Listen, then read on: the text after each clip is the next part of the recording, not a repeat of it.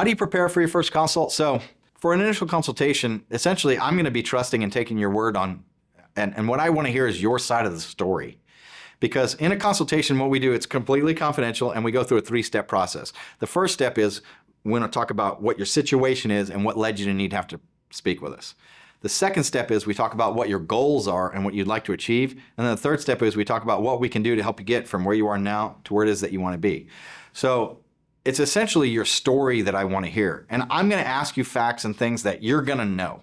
It's like, so what do you do for a living? What's your job? Do you own your own house? Tell me about who takes care of the children when. I'm going to be able, in an initial consultation, to take your word on things. And sometimes people that are very well prepared for an initial consultation is good. It tends to be, sometimes people are a little bit too reliant on what's been prepared. For an initial consultation, I do not review anything ahead of time. I need to hear your story. And in listening to your story, we're going to be asking you questions throughout your case multiple times. And it's important that our clients know ahead of time that we're not doing that because we don't know.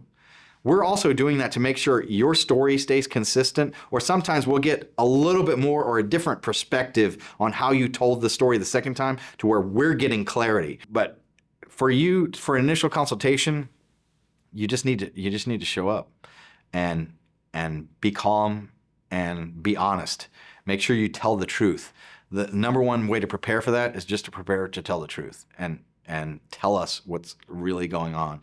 So that way we can get you from where you are now to where it is that you want to be.